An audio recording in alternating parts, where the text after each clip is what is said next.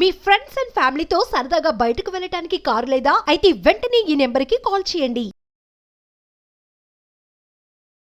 Suman TV ప్రేక్షకులకు నమస్కారం. నేను మీ రేవంత్ చలమల. సో ఈ సంవత్సరం మనకి మ్యూచువల్ ఫండ్స్ ఎలా పర్ఫామ్ చేశాయి అని ఒక విషయాన్ని రివ్యూ చేసుకుందాం. సో మనకి ఇంకా ఒక 4 ట్రేడింగ్ సెషన్స్ పెండింగ్ ఉన్నాయి. బట్ స్టిల్ ఈ డేటాస్లో పెద్ద ఎత్తున చేంజెస్ రావు కాబట్టి ఒకసారి అసలు మనకి mid cap, small cap, large cap అసలు ఏవి బాగా పర్ఫామ్ చేశాయి, అండ్ థెమాటిక్ అండ్ సెక్టోరియల్లో ఏవి బాగా పర్ఫామ్ చేశాయి, సో ఎటువంటి సెలెక్ట్ చేసుకుంటే మీకు ఏం ఆపర్చునిటీస్ ఉంటాయి అనేది మీకు కూడా కొంతవరకు అవగాహన ఉంటుంది. ఎటువంటి రికమెండేషన్ ఇవ్వను, నేను కేవలం దీన్ని ఎక్స్ప్లెయిన్ చేసే ప్రయత్నం మాత్రమే చేస్తాను. సో లాస్ట్ 1 yearలో మనం గమనించినట్లయితే లార్జ్ క్యాప్లో మనకి వైటోక్ అనేది నెంబర్ 1 పొజిషన్లో 17% డెలివర్ చేసింది. అండ్ దానికి సెకండ్ పొజిషన్ దానికి దాదాపుగా 2% గ్యాప్ ఉంది. సో దాని యావరేజ్ మనం తీసుకోలేము. And if you can see మనకి యావరేజ్ రిటర్న్ వచ్చేసరికి 12 to 13% మాత్రమే మనకి లాస్ట్ 1 yearలో రిటర్న్స్ అనేవి డెలివర్ చేయడం గమనించాం. అండ్ మనకి one of the worst performer ఒక రకంగా ఐసిఐసిఐ ప్రుడెన్షియల్ బ్లూ చిప్ కేవలం 8% మాత్రమే అబ్సల్యూట్ రిటర్న్ అయితే డెలివర్ చేసింది. అండ్ 8% రిటర్న్ ఇచ్చింది ఉంది, మన దగ్గర 17% రిటర్న్ ఇచ్చినటువంటి ఫండ్స్ కూడా ఉన్నాయి. So and if you can compare, మన సహజంగా ఏదో పెద్ద పెద్ద కంపెనీల్లోనే ఐసిఐసిఐ ఇట్లా ఏదో ఒక పెద్ద కంపెనీ అని కాకుండా బ్రాండ్ తోటి కాకుండా ఇంటర్నల్ వాల్యుయేషన్స్ కనుక అనలైజ్ చేసి పెట్టగలిగితే మనకి టాప్లో ఉన్నటువంటి ఫండ్స్ అన్నీ కూడా చిన్నటువంటి ఏఎంసీసే. సో చిన్న పెద్ద అనే ఒక కంపారిజన్ తీసి పక్కకు పెట్టి వాటి యొక్క ఇంటర్నల్స్ ఎలా ఉన్నాయో చెక్ చేసుకొని పెట్టుబడి పెట్టండి. సో దీంతో కంక్లూజన్ ఏంటంటే large cap has delivered average 12 to 13% of returns, ఒక రకంగా 12 అని మాత్రమే చెప్పాలి. అండ్ దాంతోపాటుగా మిడ్ క్యాప్ సెగ్మెంట్ కనుక మీరు గమనించినట్లయితే మోతిలాల్ ఓస్వాల్ మిడ్ క్యాప్ మాత్రమే 51% యావరేజ్గా డెలివరీ చేసింది. అండ్ ఆ తర్వాత ఇన్వెస్కో మిడ్ క్యాప్ ఒక 41% డెలివరీ చేసింది. ఈ రెండింటికి మధ్యలో మనకు 10% వేరియేషన్ ఉంది. సో ఎటువంటి పరిస్థితులు ఈ రెండింటిని తీసుకోవద్దు. సో మనకి యావరేజ్ రిటర్న్స్ కనుక మీరు గమనించినట్లయితే 35, 34, 31, 30, 29. సో మనకి ఇట్లా రకరకాల రిటర్న్స్, యావరేజ్ రిటర్న్స్ అనేవి రకరకాలుగా కనిపిస్తున్నాయి. And one of the lowest పర్ఫార్మర్గా మహేంద్ర మాన్యులైఫ్ మిడ్ క్యాప్ మాత్రం మనకి అప్రాక్సిమేట్గా 20% రిటర్న్ అనేది డెలివరీ చేసింది. So on this base we can expect that 1 year average ఈ somewhere around 27%. So mid cap segment మనకు ఒక 27-28% మాత్రమే డెలివరీ చేసింది. సో సహజంగా మనం మిడ్ క్యాప్ సెగ్మెంట్ అనగానే అనలైజ్ చేసేటప్పుడు 51% క్యాలిక్యులేషన్స్ మొదలు పెడుతూ ఉంటాం, 51-41 అని. ఎంతమంది మనకి మిడ్ క్యాప్ ఈ పర్టికులర్ ఫండ్లో ఉంటారు? తక్కువ మంది. సో మనకు ఉన్నటువంటి ఈ టోటల్ ఫండ్ కేటగిరీస్ దాదాపు 23 ఫండ్స్లో ఈ ఫస్ట్ ఫండ్లో ఉండే వాళ్ళు తక్కువ కదా. సో బేసిక్గా ఒక్క ఫండ్ని చూసి మనం మోటివేట్ అవ్వకుండా యావరేజ్ రిటర్న్స్ మిడ్ క్యాప్ అనేది ఈ సంవత్సరం మనకి అప్రాక్సిమేట్గా ఒక 27%. అదే ఇండెక్స్ అయితే దాదాపు 23% ఏదో రిటర్న్ ఇచ్చినట్టుంది కదా అబ్సల్యూట్. బట్ ఇది ఇంకా మనకి ఇండెక్స్ని అయితే యావరేజెస్ బీట్ చేసినట్టుగానే కనిపిస్తుంది.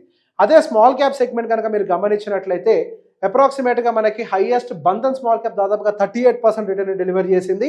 అండ్ ఆ తర్వాత Invesco, bank of India, UTI, again చిన్న కంపెనీలే, ఇక్కడేం పెద్ద కంపెనీలు ఏం లేవు. ఇవన్నీ కూడా 38, 36, 29, 26. So one of the weakest పర్ఫార్మర్గా మనకు ఒక రకంగా పీజీఐఎం ఇండియా స్మాల్ క్యాప్ ఒకటి కనిపిస్తుంది. సో యావరేజ్గా దీని యొక్క రిటర్న్ కనుక మన యావరేజ్ తీసుకుంటే సమ్వేర్ అరౌండ్ సేమ్ అంత 26-27%. సో ఒక రకంగా చెప్పాలి అని అంటే గుడ్ రిటర్న్స్ ఇక్కడ మీరు డెలివరీ చేసింది యావరేజ్ చూసుకుంటే మిడ్ క్యాప్లో ఎక్కువగా కనిపిస్తున్నాయి.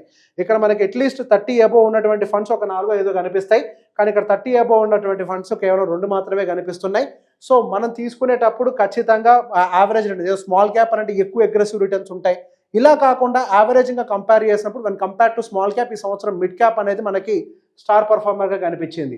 And if you can check the flexi cap when compare to small cap, ఆ స్మాల్ క్యాప్లో ఏమో 30 అబోవ్ ఉన్నటువంటి ఫండ్స్ 2 ఉన్నాయి, there is no doubt small క్యాప్లో. అండ్ అదే ఫ్లెక్సీ క్యాప్లో మనకి 30 అబోవ్ ఫండ్స్ అగైన్ 2 ఉన్నాయి. So when compare to small cap, flexi cap అనేది యావరేజ్ రిటర్న్స్ బెటర్గా డెలివర్ చేస్తున్నాయి అండ్ యాక్టివ్లీ మేనేజ్ లాగా కనిపిస్తున్నాయి. అండ్ ఇక్కడ కాకపోతే ఒక చిన్న ప్రాబ్లం ఏంటంటే మనకి టాప్ 2 వదిలేస్తే అక్కడి నుంచి హ్యూజ్ డీవియేషన్ కనిపిస్తుంది. మిగతా ఫండ్స్ దాదాపుగా మనకి 31.8 అంటే 22, దాదాపుగా 10% డిఫరెన్స్ తోటి ఫండ్స్ అన్ని కూడా మిగతా పర్ఫార్మెన్స్ ఇచ్చాయి. సో మనం యావరేజ్ రిటర్న్స్ మనం సమ్వేర్ అరౌండ్ 20%గా మాత్రమే తీసుకోగలుగుతాయి మొదటి 2 వదిలేసి. So flexi cap has delivered somewhere around మనకి 20%. అండ్ దాంతోపాటు if you can see the banking sector based mutual funds, banking sector based mutual funds మనకి యావరేజ్గా 17, 12, 11, 10 ఇట్లా డిఫరెంట్గా మనకి రిటర్న్స్ అయితే కనిపిస్తున్నాయి. బట్ దీని యొక్క average return I can only take like మన 15% మాత్రమే మించి అయితే రిటర్న్స్ అయితే కనిపించట్లేదు. And very few funds are above 15%, majority of the funds are below 12%. One of the weaker పర్ఫార్మర్గా మనకి ఇప్పుడు బ్యాంకింగ్ సెగ్మెంట్ కనిపిస్తుంది. అదే టెక్నాలజీ కనుక మీరు గమనించినట్లయితే 30 అబోవ్ దాదాపుగా మనకి 3 to 4 ఫండ్స్ కనిపిస్తున్నాయి. And majority of the funds అన్ని కూడా 20 అబోవ్ ఉన్నాయి. There are only few funds which are below 20. So మనకి ఒక రకంగా టెక్నాలజీ సెగ్మెంట్ అనేది ఈ సంవత్సరం బాగా ర్యాలీ అవ్వనప్పటికీ యాక్టివ్ మేనేజ్మెంట్ వల్ల మనకి ఒక మంచి పర్ఫార్మెన్స్ అయితే టెక్నాలజీలో కనిపించింది. అండ్ అదే ఇన్ఫ్రాస్ట్రక్చర్ కనుక గమనించినట్లయితే there is a huge difference from the first fund to the second fund. దాదాపుగా మనకి ఒక 13-14% మాత్రం 13-14% డిఫరెన్స్ కనిపిస్తుంది. But the averages were very అంటే టాప్ ఫండ్కి అండ్ మిగతా ఫండ్స్ కనుక గమనించినట్లయితే యావరేజెస్ అనేవి హ్యూజ్గా డీవియేట్ అయిపోయినాయి. సో ఇన్ఫ్రాస్ట్రక్చర్ మనకి ఈ సంవత్సరం ఇండెక్స్ అనేది బాగా పర్ఫామ్ కొంతవరకు చేసిందిలే, కానీ మనకి కొంతవరకు మ్యూచువల్ ఫండ్ వైజ్గా మాత్రం ఆ ఇండెక్స్ ఎంత ఇవ్వగలిగిందో అంత మాత్రమే డెలివరీ చేసింది. అగ్రెసివ్ రిటర్న్స్ అనేది డెలివరీ కాలేదు. మనం ఇంతకుముందు ఒక అనాలిసిస్లో మాట్లాడుకున్న ఇన్ఫ్రాస్ట్రక్చర్ ఏదో సమ్ 15% ఏదో అబ్సల్యూట్ రిటర్న్ ఉండొచ్చని, సేమ్ అదే విధంగా మాత్రం మనకి ఇన్ఫ్రాస్ట్రక్చర్ మ్యూచువల్ ఫండ్స్ కూడా రిటర్న్స్ డెలివరీ చేశాయి. And pharmaceutical one of the star performer, మనకి 47% ఆన్ ద హయ్యర్ సైడ్ మనకి హెచ్డిఎఫ్సి ఫార్మా మనకి క్లియర్గా కనిపిస్తుంది. అండ్ దాదాపుగా మనకి 30% అబోవ్ ఉన్న ఫండ్స్ చాలా ఉన్నాయి, అబోవ్ 30% డెలివరీ చేసిన ఫండ్స్ చాలా ఉన్నాయి. And majority of the funds have delivered above 25%. And one of the good performer in the sectorial is particularly the pharma sector. And దాంతో పాటుగా నెక్స్ట్ కన్సంప్షన్ థీమ్ కనుక గమనించినట్లయితే there are only 2 funds above the 20 and majority of the funds have delivered 17-16% మాత్రమే. And రీసెంట్గా consumption థీమ్లో వచ్చినటువంటి cell of వల్ల maybe ఇవి కూడా ఎఫెక్ట్ అయ్యి ఉండొచ్చు. అండ్ దాదాపుగా మనకి 10% వరకు కూడా రీసెంట్ ఫాల్లో ఇవన్నీ కూడా ఎఫెక్ట్ అయ్యాయి. ఈవెన్ మ్యూచువల్ ఫండ్ కూడా దాదాపు 10% వరకు ఎఫెక్ట్ అయింది. One of the most affected is the consumption theme in the recent days. And దాంతో పాటుగా next we can check the business cycle funds. Business cycle ఫండ్స్లో కేవలం 2 మాత్రమే మనకి 20 అబోవ్ కనిపిస్తున్నాయి, Kotak and HSBC business funds. And మిగతా బిజినెస్ ఫండ్స్ అన్నీ కూడా మనకి బిలో యావరేజ్ మాత్రమే రిటర్న్ డెలివరీ చేశాయి. సో బిజినెస్ సైకిల్ ఫండ్స్ కొంతవరకు యాక్టివ్ అంటే ఇంతవరకు ప్రాపర్గా పర్ఫార్మెన్స్లోకి అయితే దిగలేదు. Majority of the business cycle funds అన్ని కూడా వీక్ పర్ఫార్మెన్సే ఇచ్చాయి.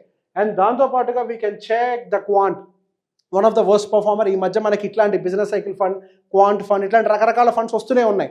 బట్ ఈ ఫండ్స్ యొక్క పర్ఫార్మెన్స్ మీరు గమనించినట్లయితే మనకి అన్ని వీకర్గానే కనిపిస్తున్నట్టు, క్వాంట్ కానీ బిజినెస్ సైకిల్ కానీ.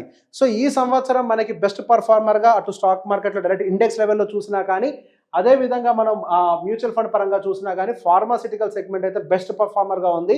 సో దీని యొక్క యావరేజెస్ కనుక మీరు గమనించినట్లయితే వన్ కంపేర్ టు ఇండెక్స్ అప్రాక్సిమేట్గా మనకు 34-36% డెలివర్ చేసినట్లయితే, ఇక్కడ మనకు దాదాపుగా 35% బీట్ చేసిన దాదాపుగా 4 ఫండ్స్ వరకు కూడా ఉన్నాయి, 4-5 ఫండ్స్ కూడా ఉన్నాయి.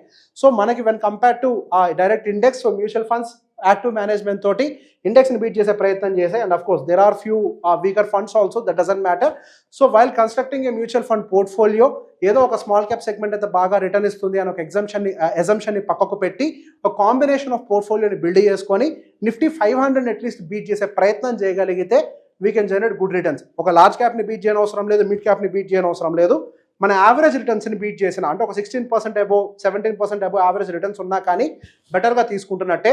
We can't chase the winning horse, don't try to chase the winning horse, always try to build your portfolio.